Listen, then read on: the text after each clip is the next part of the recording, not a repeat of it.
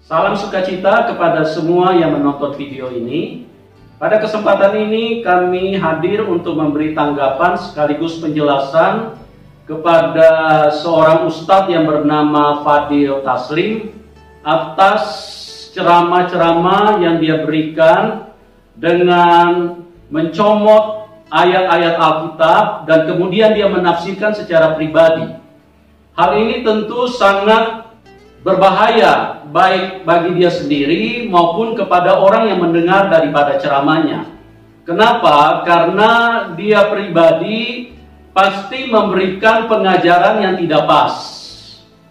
Dan kemudian yang mendengarkan pasti juga akan tersesat. Dia menerjemahkan Alkitab itu menurut pemikiran dia. Tentu saja hal ini sangat tidak berdasar. Hal ini juga sangat tidak benar. Karena Alkitab itu hanya bisa dipahami oleh orang-orang yang beriman kepada Tuhan Yesus. Sementara Ustadz Fadil Taslim ini imannya bukan kepada Tuhan Yesus, imannya kan kepada Muhammad. Bagaimana dia bisa ketemu dengan memahami Alkitab itu secara benar? Coba kita lihat dulu beberapa cuplikan pernyataan beliau dan kemudian saya akan berikan penjelasan kepada kita. Nah inilah, ini kisahnya. Ini kisahnya. Pagi-pagi. Pada pagi-pagi hari dalam perjalanannya kembali ke kota, Yesus merasa lapar. Yesus merasa lapar. Terus Dekat jalan ia melihat pohon ara lalu pergi ke situ. melihat pohon ara lalu pergi ke situ. Terus Tetapi ia tidak mendapat apa-apa pada pohon itu selain daun-daun saja. mangkel deh. Terus Katanya kepada pohon itu, engkau tidak akan berbuah lagi selama-lamanya. duh, dikutuk ya, nesu ya. Dan seketika itu juga keringlah pohon ara itu. Nah ini menurut sampun, ini menurut orang Nasrani itu bukti bahwa Yesus itu Tuhan. Begitu mengutuk pohon langsung mati. Kalau tidak Tuhan tidak bisa begitu Pak, katanya dia. Nah mendengar gitu saya pertama ya iya. Tapi alhamdulillah akal waras datang ya. Nah Pak, Yesus itu Tuhan ya. Tuhan kok lapar ya. Lebih-lebih Tuhan kecelek. Iya ya. Makanya Tuhan kok kecelek. Jadi yang pertama Tuhan kok lapar. Yang kedua Tuhan kecelek, menganggap pohon ada buahnya. Setelahnya kecelek, emosi, wes sama sekali. Dalam cuplikan video beliau, dia mengatakan Tuhan Yesus kok lapar. Kalau dia Tuhan, masa dia lapar? Yang kedua, dia katakan Tuhan Yesus kok kecelek. Nah, terus yang ketiga, dia mengatakan Tuhan kok emosian. Saya sempat berpikir, apakah Ustadz Fadil Taslim ini tidak punya jamaah, sehingga dia hanya ingin berceramah kepada orang Kristen, terus kemudian mencomot-comot ayat Alkitab. Ini kan sesuatu yang tidak berdasar sama sekali.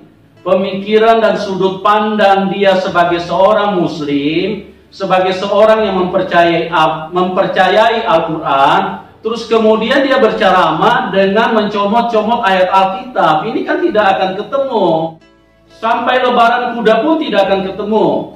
Karena ini berbeda pemahaman.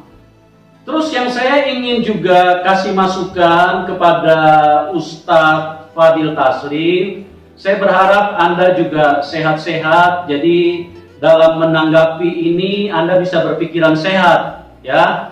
Karena usia juga saya lihat sudah cukup tua.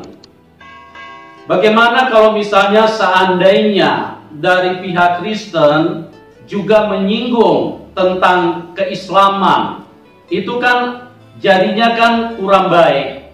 Kan pasti ada yang terluka di situ. Pernah nggak Anda sebagai ustadz, sebagai manusia berpikir kalau Anda bicara menjatuhkan kitab suci orang lain hanya berdasarkan pemahaman Anda, itu melukai orang? Pernah nggak Anda berpikir seperti itu?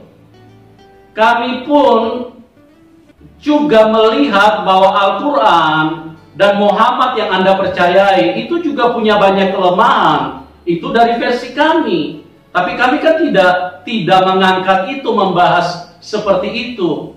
Kami fokus kepada agama kami. Kami fokus kepada umat kami untuk dididik supaya mereka memiliki iman yang kuat. Nah, saya sarankan kepada Ustadz Taslim ini, Ustadz Fadil Taslim ini, cobalah kalau Anda sebagai penceramah, Anda sebagai tokoh masyarakat, tokoh agama, lebih bijaklah. Berkhotbah, berceramahlah untuk hal-hal yang bermanfaat buat umat Anda. Jangan menyinggung umat lain.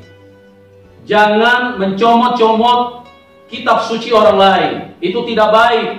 Nah, saya memberi tanggapan ini karena Anda masuk ke wilayah kami. Makanya saya harus memberikan klarifikasi supaya umat Kristen yang selama ini mendengar ceramah Anda tidak tersesat dengan apa yang Anda sampaikan. Karena Anda mengatakan, kok Tuhan lapar? Kok Tuhan kecelek? Kok Tuhan emosian? Itu kan semuanya punya jawaban yang Anda tidak mengerti. Kalau saya juga mau misalnya balik bertanya, seperti di Muslim, mengajarkan bahwa kalau sholat atau sembahyang, itu kan harus menghadap ke kiblat. Nah, kalau menurut tafsiran penilaian saya sebagai orang Kristen, berarti Tuhan ini Tuhan seperti apa yang kalian sembah?